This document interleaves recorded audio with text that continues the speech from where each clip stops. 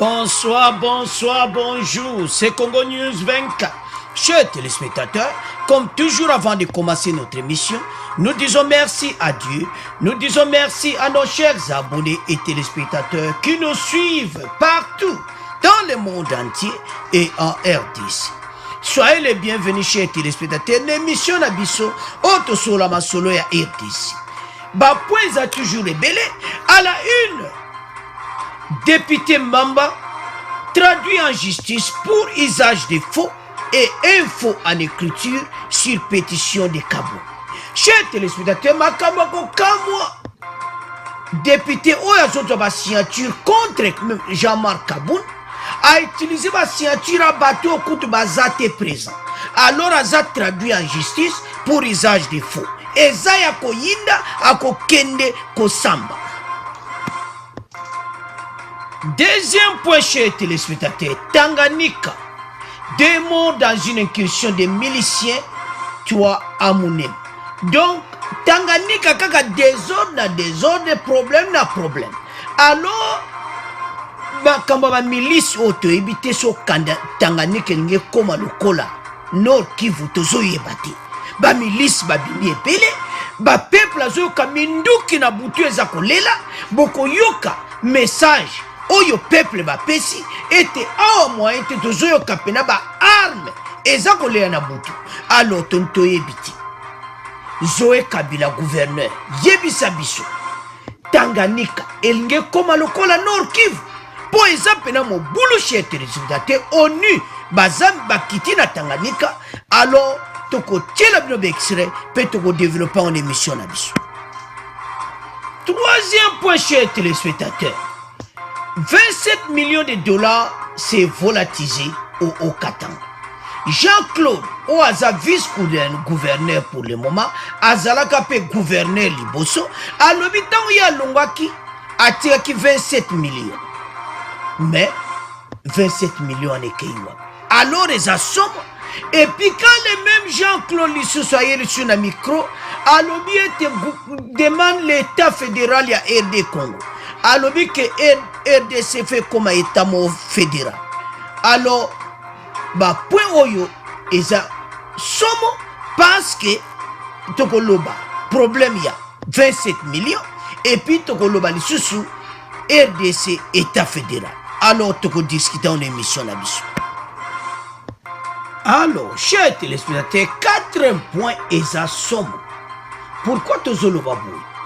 Chers téléspectateurs, Mukuna na cellule na ya Makala à 2h du matin les inconnus ba yiko beta porte. Alors les saliers bien te amoni pene ban basala mabe na 2h du matin dobe infiltré bazana kati ya Makala. C'est le Mukuna boyebi kazana wa problème balobaki menace ya zwaki pa kikaya donc azomona keza pata pe perdre. Alors chers téléspectateurs, kaka na poana on va parler encore Mukuna na hôpital. Alors dossier où ils assomment, toko développant en émission là-dessus. Alors, chers téléspectateurs, émission là-dessus, bah pauvre mes ébélés, bah variété donc, beaucoup yoka, bah message. Alors, premier point oyo, ils ont le député Jean-Jacques Mamba, a traduit en justice pour usage de faux. Ezamawa, comme vous le savez, initiateur de la procédure de la destitution de Jean-Marc Kaboun, Yazo reproché Jean-Marc Kaboun pour 7 millions, ou il y a le baki que congrès, ils ont coûté pour basala au prix one, il y a 7 millions. Mambalo a adressé une correspondance à Kaboun pour lui demander de fournir des éléments et le budget du congrès. Alors, le col a déjà eu réponse à mes occasions. Jean-Marc Kaboun, Longolais, vice-président de l'Assemblée nationale. Mon kilo mabe. Allez, abandi ma signature na eko senga. Mon makamone ngezalaka. E balukeli e moko siko. Ah, mon kilo yo. Donc, aliwana a salaki yango. Alors, mes occasions sur votre jupe na Jean-Marc Kaboun. Ah, tala. abandi ba pétition na ye azwi bakomba bato ila donc azwi à peu près donc 62 signatures au bureau de la chambre basse. Ah mokili bon ça va. Alors député MLC Oya Bemba Mamba amonika ke mission na ye esimbi. Et puis et ce mona clairement que complot ya to FCC bino ke complot ya FCC MLC paza parmi yango tala yango e mona niti ebimi poleli. Et puis tant que je signature wana suivez chers téléspectateurs de Komeli Binowan les députés Christophe Kitambala Kalonda et Yannick Lumbungoi ont écrit séparément na Mabunda. Pourquoi? Parce que na ba signature ya mamba des députés oyo ba kombo na bango eza na kati et puis ba signature na bango. Oh mais où eza mayuya alors que bango bazate. Alors ebimi penda usage de faux et info en écriture na neba imité na signature na ye. Alors les deux députés Christophe Kitambala Kalonda et Yannick Lumbungoi oyen salo ba porter mamba plainte. Tala makambo ndenge balu keza na cour de cassation. Alors tozonga sikona pétition pour oeza soni. Et ça sonne chez les téléspectateurs. Et puis Janine Mabunda a un problème sérieux parce qu'on est au combien de députés, combien lié séparément de lettres. Mais comment ils ont dit ma pétition wana? On vérifie pe pétition ti. Ozo mwana ke ba kombo wana biso tozana kati ya pétition wana ti. Et palukeli bango mabi. Ko sala baninga mabena makamba boye eza mawa. Dans leurs lettres, ils se disent surpris de voir leur nom et leur signature tronquée et trafiquée sur la liste des pétitionnaires. Alors qu'ils sont bloqués à Lubumbashi depuis le mois de mars. Eh, mamba, quel esprit au monde Kangami. Donc, il y a no Jean-Marc Kaboun Bandaka. Et puis, aux aïe côté, bato FCC baza compris parce que Janine Mabunda a fait une réunion et puis Jean-Marc Kabunda ça l'a quitté. Donc, complot dans tous les niveaux. Alors, Toyo Kasiko ba député va porter Mamba plainte. Je suis à Lubumbashi en confinement depuis le 22 mars. Et c'est à partir que j'ai été surpris d'avoir identifié mon nom et une signature tronquée insérée parmi les pétitionnaires. Je dénonce haut et fort cette manœuvre qualifiée par notre législation de faux en écriture puisque n'ayant pas été consulté en aucune façon à cette démarche. Je vous confirme, Madame Mabunda, n'avoir pas engagé ma personne dans cette pétition. Alors, la lettre va commise Salim Mabunda Mouboulou. De l'autre côté, un autre député Yannick Lumbu certifie d'avoir pas engagé sa personne dans cette démarche visant à déchoir Jean-Marc Kaboun. Pour cause de Covid-19, j'ai quitté la capitale Kinshasa pour Lubumbashi depuis le 18 mars, au fin du confinement en famille. Chers téléspectateurs, botala siko makambo. Bango bazate. Bazana Lubumbashi. Osupe ba kombo bakisi mamba ifa kende prison. Ndenga zawani fubena ba kangaye. Aloba nana signaki na place ya député oyo. Signature wana nana salaki yango aloke bango bazana Lubumbashi. Eza ya koyinda. Alors, sikoso komi na kan ya FCC. Ah! En tout cas, eza mawa. Eza mawa mabunda. Tozo kende wapi? Bozo zalaka contre IDPS, contre Fachi, et zo là c'est clairement. Si Jean-Marc Abunda lobaki chiffre wane à 7 millions à congrès. Bon peneza problème yo memela mutu pétition ki alungwa na poste. Oui, ba chiffre za réalité. On peut discuter za mutu ako salaire. Mais comme si c'est les pétitions alungwa na vice-président de l'Assemblée nationale. C'est que Jean-Marc Abou fungola mise don poste on a place yo za FCC sala bango bien dit. FCC ce qu'il faut utiliser arme moko boye nani mamba. Moi ce que le bon mabe na ba pétition na bino donc na yo Janine Mabunda yo pe vous la traduire parce que yo accepté une faux pétition. Usage de faux et faux en écriture. Tronquer une signature d'une personne est à prison est à condamnable. Donc ba aucun dépend na prison. Alors, député à Bemba, Oyo, Mamba, donc, Ozana problème sur lui. Oluki Jean-Marc Aboun, et Yedio Sukomabe, 60 signatures à l'Okuta. Parce que, ce que Samba Mamon li Kamora l'Okuta na kati dossier, on a tout ça déclassé. Alors, les Mawa, pour la député Oyo. Jean-Jacques Mamba Oya MLC a Kosima Kamba. Alors azoke na justice. Alors tu tiki premier point na bino, tu comme le Canada deuxième point. Alors, chers téléspectateurs, deuxième point, oh tu évites d'ento bandele. Des mots dans une incursion des miliciens à mon moment le 19 mai. Tu tiens le bino on a date il y a article 1. Mais ça mawa. Tout a commencé déjà quand on a début de l'année.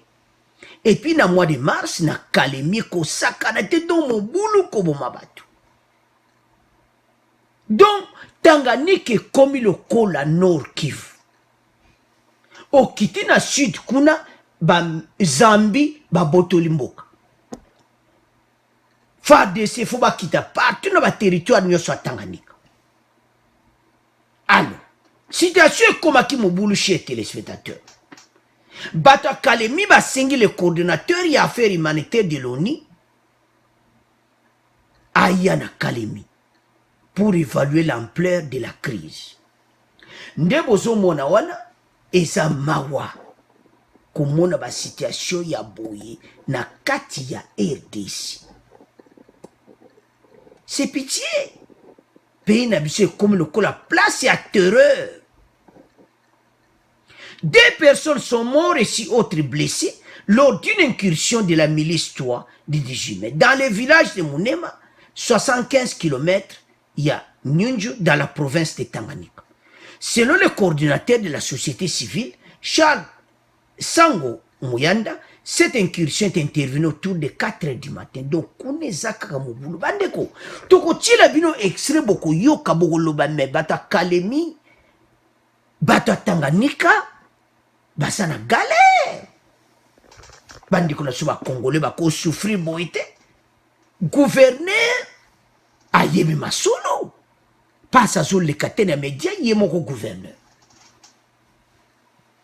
Le coordonnateur de la société civile a fait observer que la milice Toa a multiplié depuis quelques temps le nombre d'incursions dans les territoires de Nyunju. Donc, la milice wana baya kanabango. Et puis, ils ont clairement que Zoé yebi ma solo pour Zoé yemoko alobake l'autre côté. En tout cas, na ebite bato Kabila oyo. Bande koto fungola miswa parce que Kalemi est comme le kola Kivu. Fachi tala batu oyo tala Zoé Kabila malamu. Makambo Zambi kune zaka kutoka. Donc oyo nini insécurité.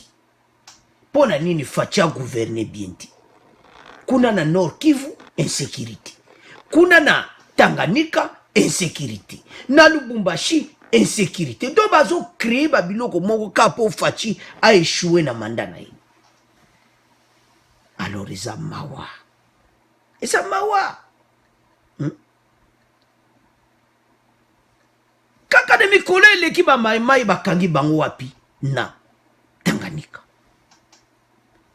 Na mikolo kaka eleki lisusu 5 personnes enlevées au village de Infanta. Kaka wapi Tanganyika. Donc Tanganyika est comme le kola Nord Kivu. Eza mawa chez téléspectateurs.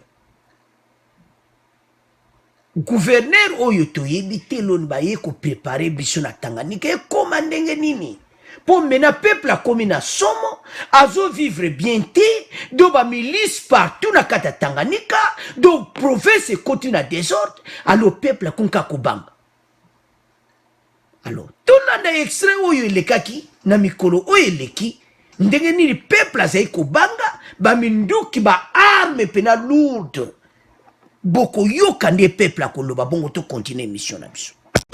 Imaginez la nuit d'hier, les balles ont crépité pendant 2 heures, où nous avons entendu même des armes lourdes utilisées pour cambrioler des 4-5 boutiques à Kisebwe. Et cela, c'est de manière répétitive. Ainsi, nous venons vers la MONUSCO, qui est l'œil de la communauté internationale, pour prendre cette MONUSCO à témoin que la population de Kalemi est abandonnée à son triste sort par rapport à la situation sécuritaire.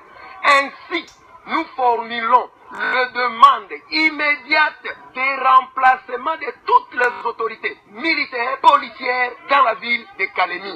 Nous dénonçons le fait. Mais imaginez, nous n'avons pas d'armes. Allons-nous attraper des voleurs? Non. Et les voleurs qui utilisent les armes, qui gardent les armes, les munitions, allez compter sous les 100, on a compté plus de 100 cartouches utilisées. Ça peut provenir tout.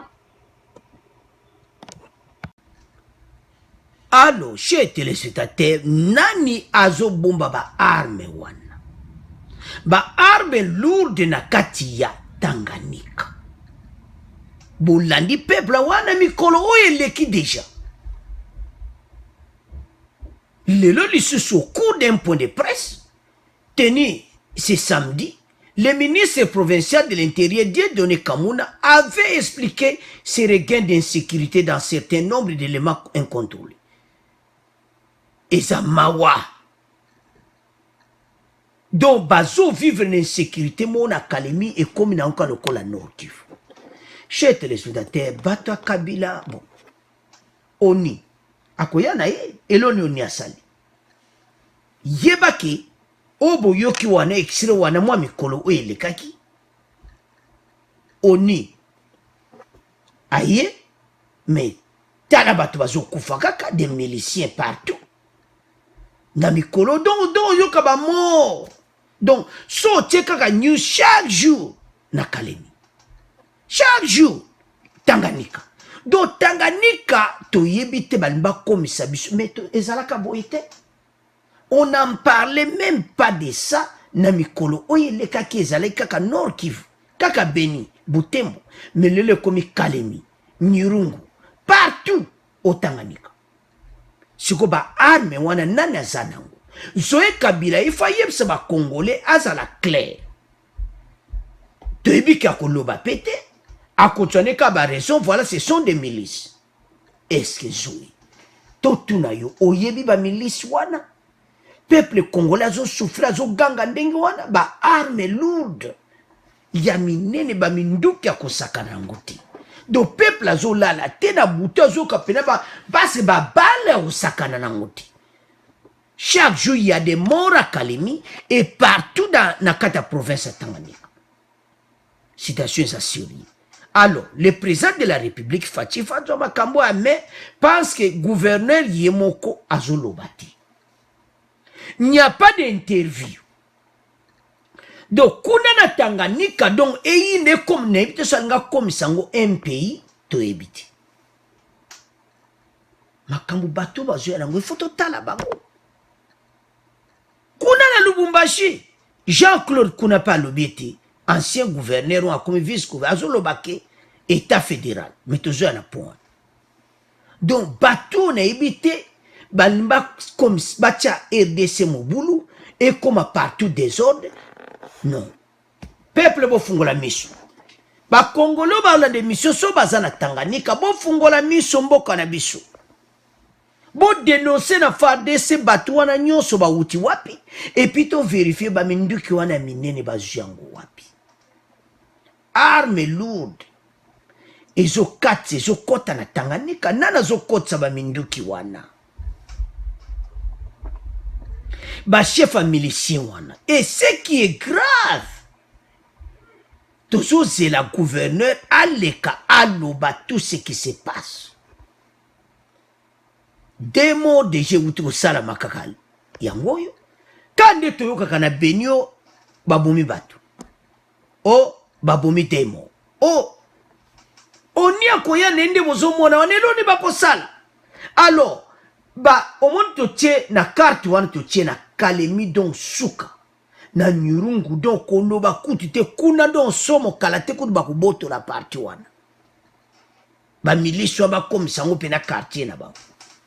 Donc toko s'attendre que Tanganyika eza divisé à Zambie, à Zindambu, Kotora Musuba, donc eza mawa. Oh, ça fait mal. Ba Congolais to lamuka, oyo zoya zo préparé biso to yebite, alors azon no ba pe le côté. Mais boko kokate fatia lobaki ata 1 cm a RDC kolongwate mais boyebake ma kilo bino bozo tangsa zoé lokola yo vaninye et koyela bino mabe ba Congolais jamais bako continuer kokufa beauté. À vous de commenter to komo leka na troisième point na biso. Alors, chers téléspectateurs, troisième point tonto division en deux parties.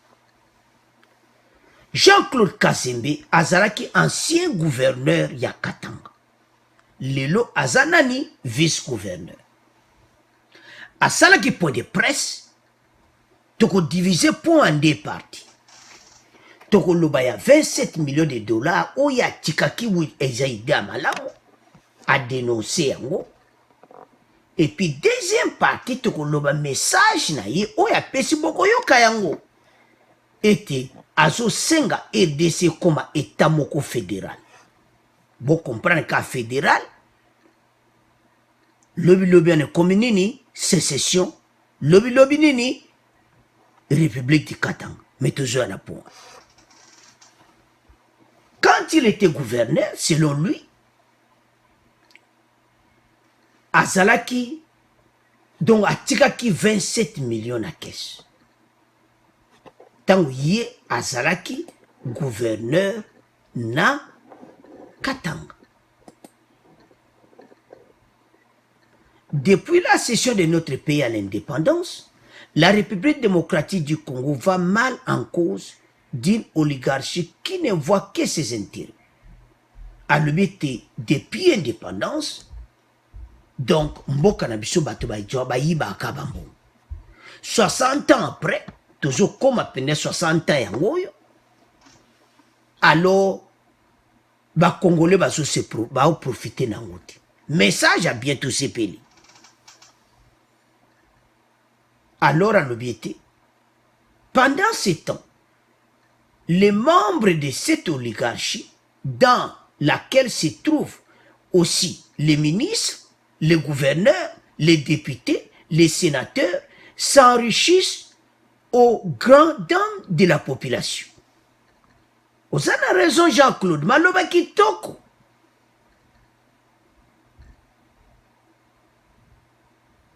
Selon toujours lui, les richesses du pays se sont bien redistribuées. L'argent de l'État prend les destinations inconnues. Après cet exemple, quand il était gouverneur, Atikaki 27 millions à caisse. Selon lui, 27 millions allaient pouvoir tonga aéroport moko moderne na Lubumbashi.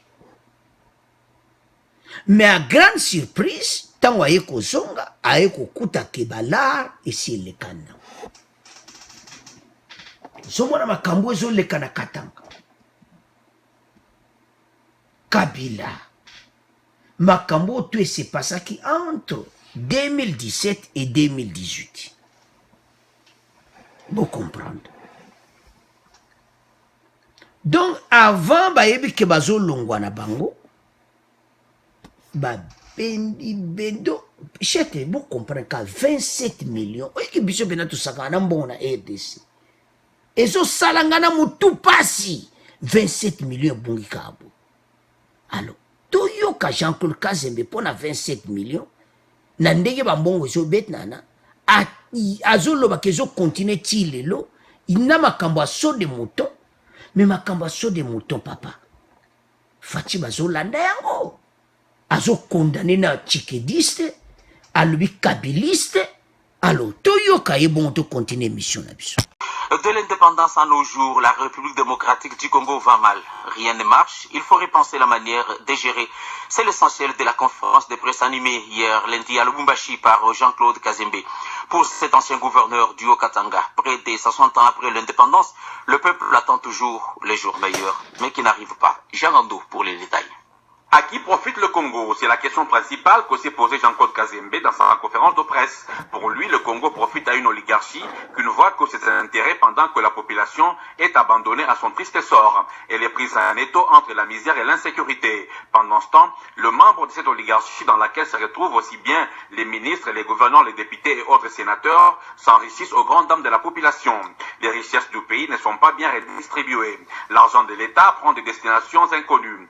Allusion faite à plus de 27 millions de dollars américains qu'il dit avoir laissé dans le compte du trésor public avant de quitter son poste de gouverneur. L'affaire de 27 millions 600 000 dollars, la réalité est que cet argent-là n'existe plus sur le compte où je l'avais laissé. Cet argent n'a pas servi à la population katangaise parce qu'on voulait construire un aéroport moderne. Donc cet argent s'est volatilisé. Cet argent doit se trouver dans les poches des individus, ce qui n'est pas normal. Jean-Claude Kazembe estime que pour que le peuple se retrouve et juste de ses richesses, il faut rapprocher l'administration des administrés. Pour lui, il faut réviser la Constitution et opter pour la forme fédérale qui peut impulser le développement à la base. Lubumbashi, Jean Gandour. Alors, chers téléspectateurs, nous avons suivi. Selon Jean-Claude Kazembe, bambongo wana ekei wapi parce ya kitaki na 2007 na 2018 nazaki gouverneur mbongo wana ezali na compte à trésor public pona bango 27 millions ekenango donc a condamné makambo bien basénateur otu bayaka obendabendaka bala. Alors, wana to passe makambo wana nyonso elekaki na lera la Kabili. Et puis alobi ke ti siko ezo continue. Siko bazo kanga bango. Jean-Claude Kazembe kanga bango. Parce que mbongo ileka na kabwe. Alors siko yo fachifu balanda siko. Dossier oyo 27 millions wana. Ekei wapi. Mais et ça mawa pas c'est ça dans le gouvernement de Kabila.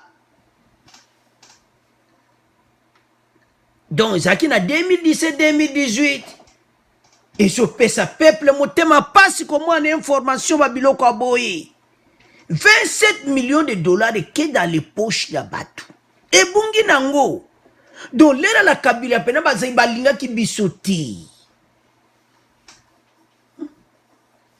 Talande baso kanga batu lelo. Mais pourquoi Kabila zai ko kanga batu te parce que yemo kwa yebi masolo. Aussi au mona moyibi akangi moyibi et ça passe. Il fallait y maintenir. Mais akosala ngote passe bango congolais kufana yo zala no ka marque wana bozanga na bino. Toujours sanga bambongo. Quelle souffrance ba congolais bazanango.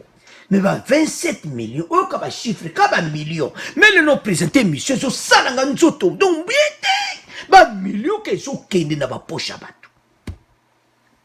Dans les poches des inconnus banani. Et ça ben inconnu, papa Jean-Claude. Vous étiez Yosake, la gouvernement, nous avons gouverneur.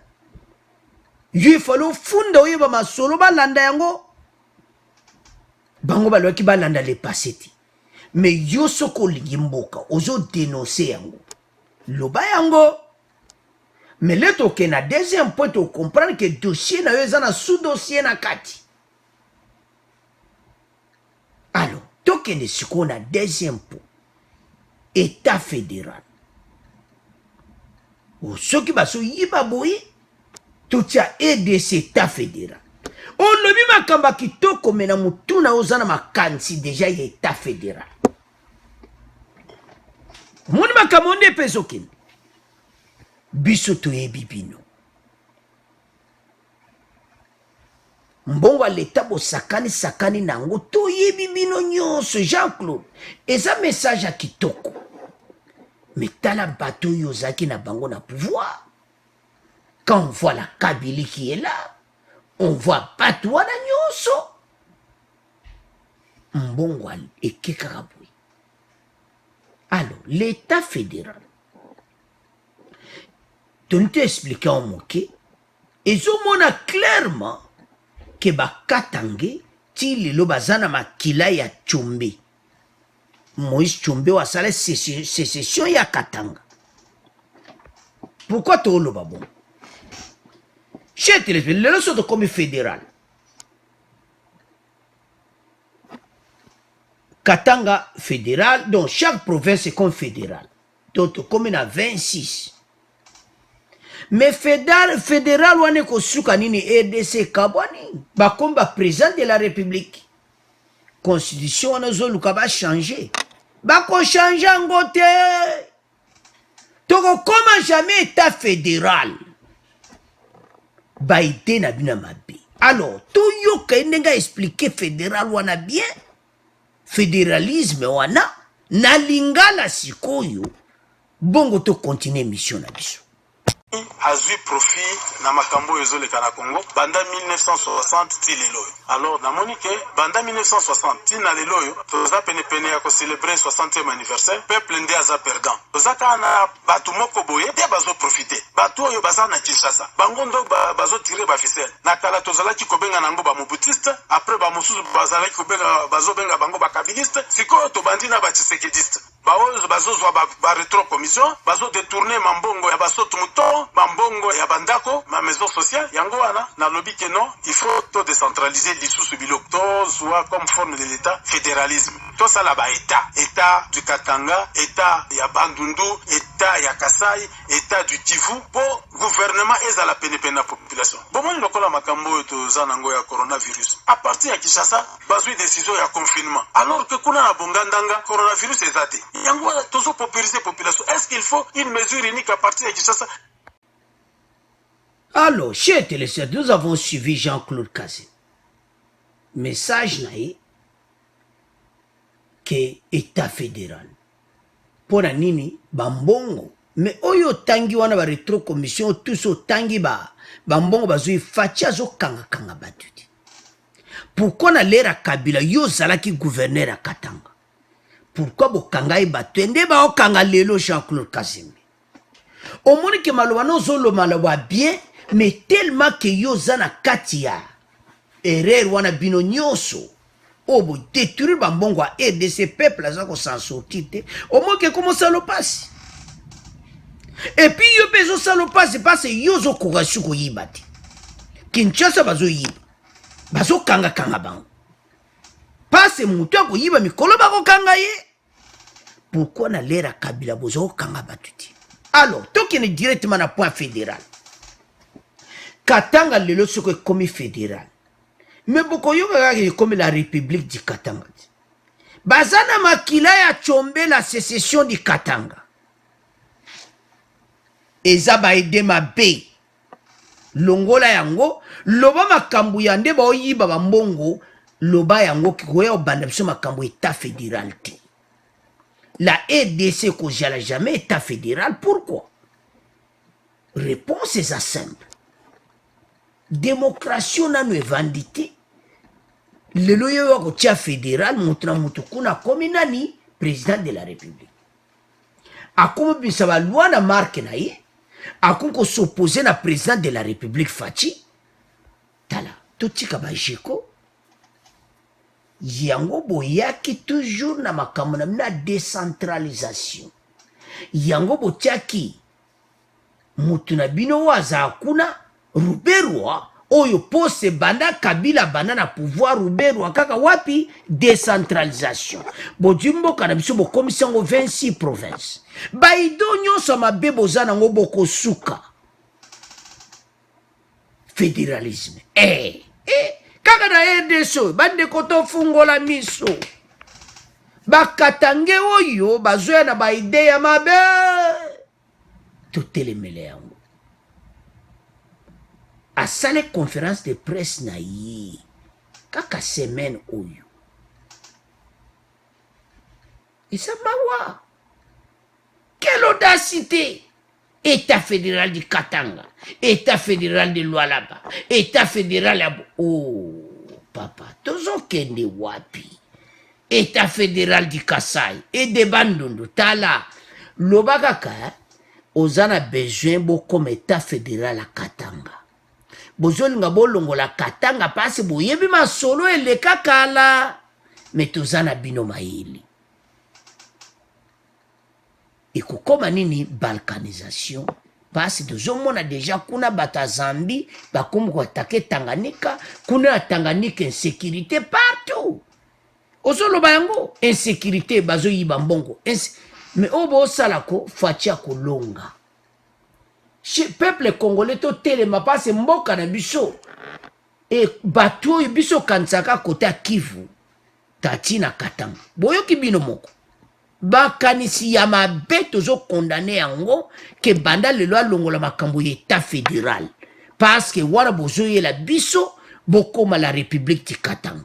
Alors chers téléspectateurs to tika ngona bino po eza mawa to komoleka na point suka. Alors chers téléspectateurs to komi na point na biso oyo ya Pascal Mukunda boyebi ke azobunda na ba menace kosakana na ngoti yango tozoloba ete tofungola miso ba congolais parce que o esalamaki na kutino tokolinga te répéter epai ya Mukuna aza na éveil patriotique alors batu oyo nyonso bazosepela contre ye te donc baza pena komenace ye donc bazosepela na ye te menace kosakana te o babandaki vous vous souvenez qu'une émission elekaki Bernabé Kikaya azoloba que la grenouille qui veut se faire aussi grosse que le bœuf s'invite au débat, il sera châtié et puis à le makala n'est qu'un avant-goût. Voilà makambo Bernabé bin karubi alobaki et ko yela enga ce qui problème est yeli Mukuna parce que il avait dit ça. Na Twitter na ye tikali ba porta ki plainte pas procureur alors Mukuna azane état moko ya kosaka na ngutende bozomona wana ma to ko diviser en deux parties avant to koma hôpital tozana na point ya o ba ko bete les portes na cellule na 2h du matin. Jean-Claude Katende aza moko aza une éveil patriotique basala kana Mukuna. Alors la lutte continue. Je dénonce le complot contre l'évêque Mukuna. Des inconnus sont allés frapper à la porte de sa cellule à 2h, lui demandant de sortir. À Kende Wapi, na 2h du matin. Na porte na ya cellule. C'est pitié, chers téléspectateurs, ça mawa. Banani, a tout le monde, boza banani, bazolo bati. Oh, tepo bima, bimana Kende Wapi.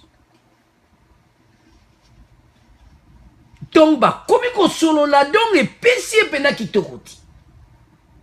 Azo obligé benga batune libanda efsa okenga yawa. Nazana danger. Oh balobaka en danger parce qu'à 2h du matin, les inconnus sont venus. Si vous avez que PPRD na la Kabylie bozo me mangambo parce qu'ancien diplomate no mutuna yo Kikaya yoka makambo oya lobina Mukuna.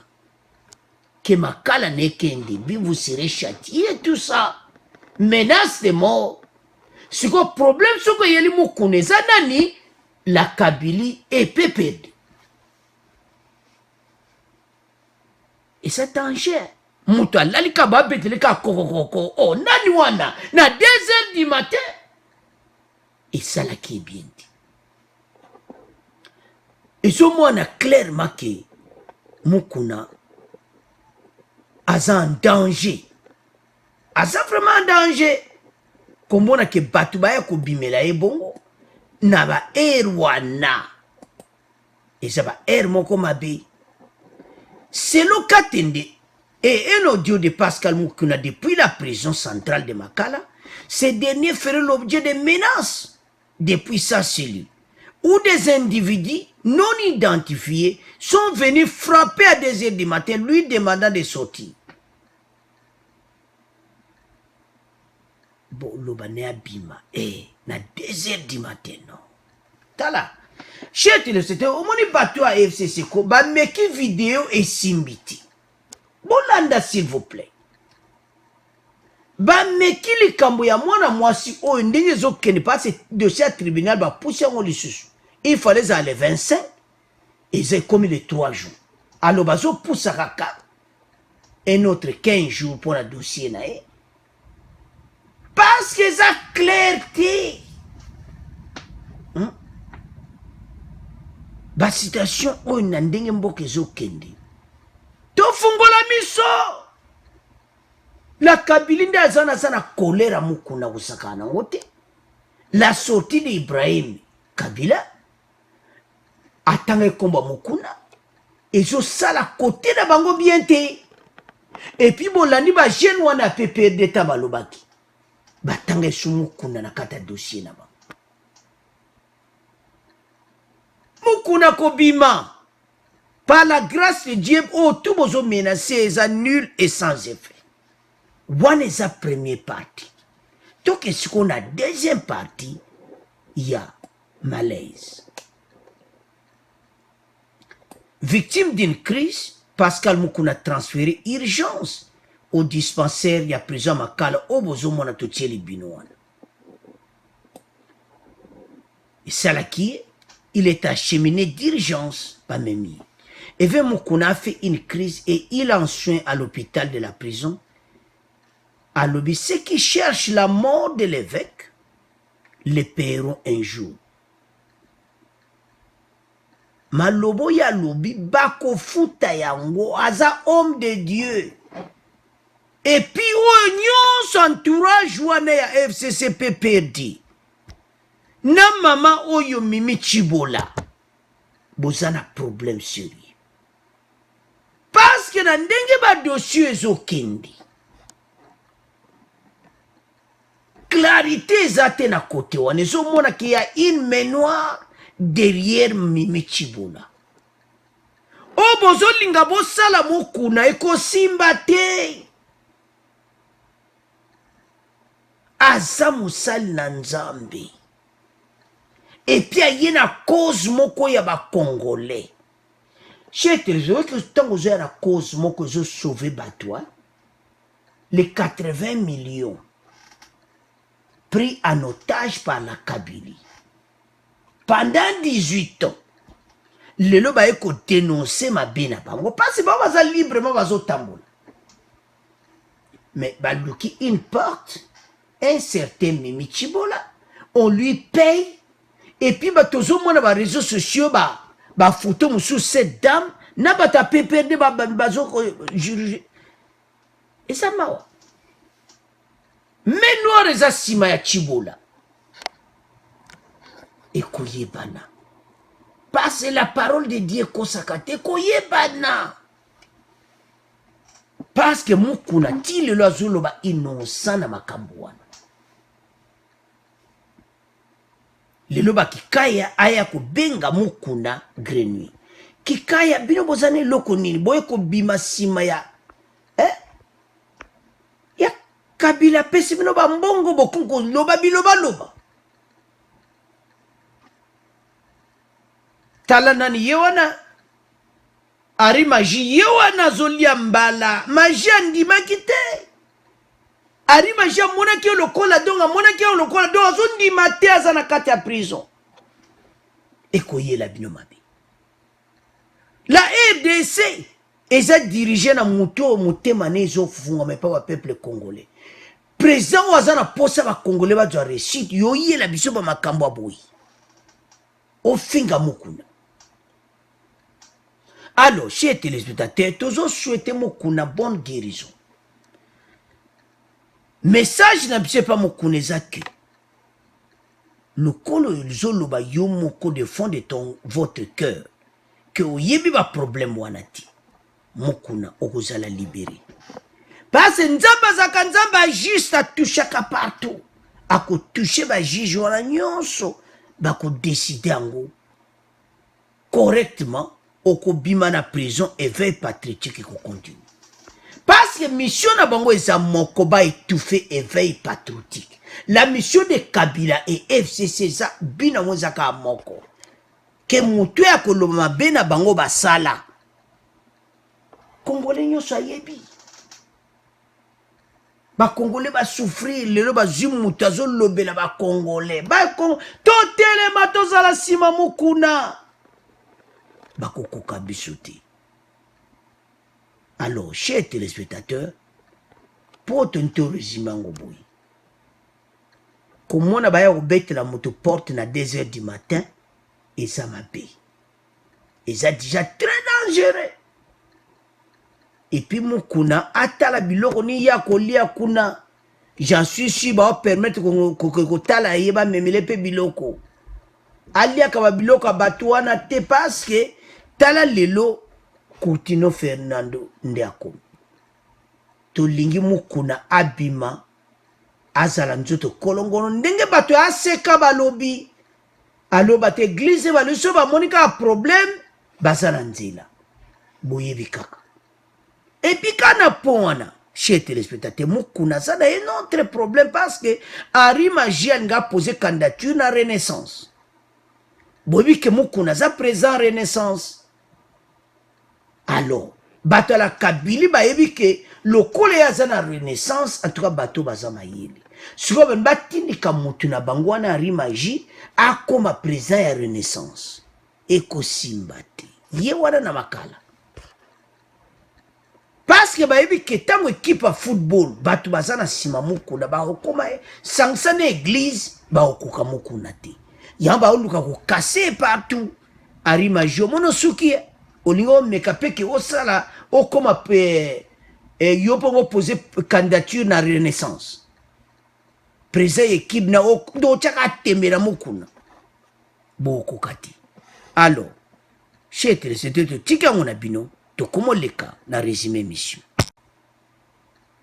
Alors, tout ce résumé mission la mission boyeti na premier point to lobaki ya Jean-Marc Aboun boyeke pétition ezake Yé Alongwa, vice-président de l'Assemblée nationale, pour la nini, oh, alouaki makambo, il y a 7 millions côté la congrès, tout mamba memeli dossier à moulaye. Lelo mamba yemoko, aza traduit en justice, usage de faux, eza ya koinda. Alors, deuxième point, tolobaki si Tanganyika. Donc, kuna mobulu, to éviter loko nini zoé à salaka. Tanganyika ko koma bongo te. Partout ba milice, mboke ko minduke zo lelande boyoka ki émission eza mawa. Alors troisième point, toloba kete Jean-Claude Kazembe atira ki 27 millions et bongi nango. Aye suna be denini eti EDC comme état fédéral. Et ko simbate pour le komo katange comme pays. Alors pour suka ya mukuna ete dossier na ye mukuna za en danger la prison parce que bako bete les portes à 2 heures du matin. Alors to bonde la pona ye to ebete akozala bien nzamba ko batela ye. Alors abonnez massivement chers téléspectateurs, au revoir, à la prochaine.